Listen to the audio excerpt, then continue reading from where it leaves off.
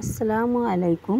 আজকে আপনাদের সাথে শেয়ার করব একদম নতুন একটি রেসিপি। মাত্র একটি ডিম দিয়ে বিকালের একটি ঝটপট রেসিপি চাইলে যে কেউ বানিয়ে নিতে পারবেন। আমার একটি এখানে ডিম লাগবে। চিনি দিয়ে নিব পরিমাণ মতো। আমি দিয়ে দিলাম। আপনারা চিনি বাড়িয়ে কমিয়ে নিতে পারেন। চামচ দিয়ে মিক্স করে নিতে হবে ভালো করে। এখন লবণ দিয়ে নিলাম। চিনিটা ভালোভাবে মিক্স করে নিচ্ছি। এখন খাওয়ার তেল পরিমাণ মতো দিয়ে দিলাম। আবার ভালো করে মিক্স করতে হবে। এখন আমি রেস্টে রেখে দিব।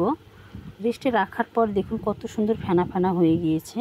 এখন একটি ডো বানিয়ে নিব। এই জন্য এখানে পরিমাণ মতো ময়দা দিয়ে দিলাম। এখন একটি সুন্দর করে ডো বানিয়ে নিচ্ছি। দেখতেই পাচ্ছেন আমি এখানে কোনো প্রকার পানি ব্যবহার করিনি, ঠিক যেমন রুটি বানাই ঠিক সেরকম। আপনারা দেখতে পাচ্ছেন খুব বেশি ভারীও না, খুব বেশি পাতলাও না। আমি এখানে একটু লেচি কেটে নিচ্ছি। লম্বা লম্বা শেপ করে নিব। আমি হাতে তেল দিয়েছি, চিরুনিতেও তেল ব্রাশ করে নিয়েছি যাতে আটকে না যায়। আমি আগে লম্বা করে নিয়ে এখন চিরুনিতে আস্তে আস্তে চাপ দিয়ে চ্যাপ্টা করে নিচ্ছি।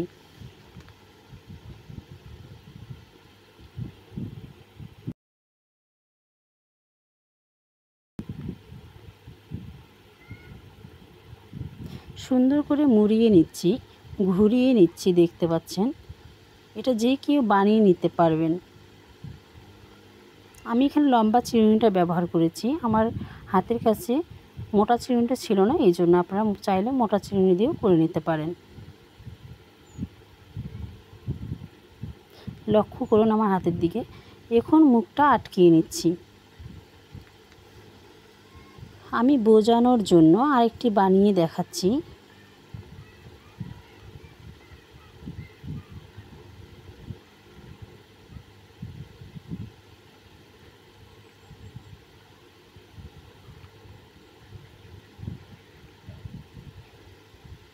খুব সহজ একটি রেসিপি, যে কেউ বানিয়ে নিতে পারবেন।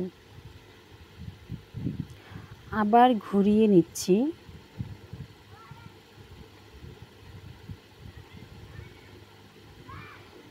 আমার হাতের দিকে লক্ষ্য রাখুন। এখন দেখুন মুখটি আটকিয়ে নিচ্ছি যাতে খুলে না যায়, এই জন্য সুন্দর করে মুখটা আটকে নিতে হবে। আমার এখন সব পিঠা বানা হয়ে গিয়েছে। দেখুন কতটা লোভনীয় হয়েছে, কতটা সুন্দর লাগছে, মাশাআল্লাহ। এই পিঠা বিকালের নাস্তায় কিংবা বাচ্চাদের টিফিনের জন্য পারফেক্ট একটি রেসিপি। এখন কড়াইয়ে তেল গরম করে নিয়েছি। চুলার আঁচটা মিডিয়ামে নিয়েছি। চুলার আঁচটা বাড়ানো যাবে না, নাহলে পিঠাগুলোর কালার তাড়াতাড়ি চলে আসবে, ভিতর থেকে ভালোভাবে ভাজা হবে না। এখন আমি উল্টিয়ে নিব। একটু ধৈর্য সহকারে ভেজে নিতে হবে।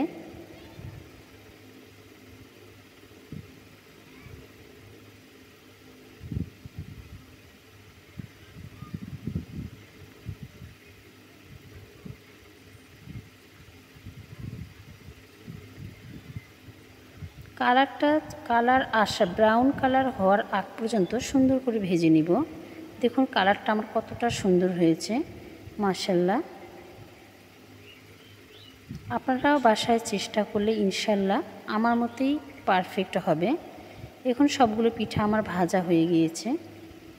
এই পিঠা 1 মাস থেকে 3 মাস পর্যন্ত সংরক্ষণ করে রাখতে পারবেন। দেখুন কতটি লোভনীয় হয়েছে, মাশাআল্লাহ। আমার ভিডিওটা দেখার জন্য ধন্যবাদ।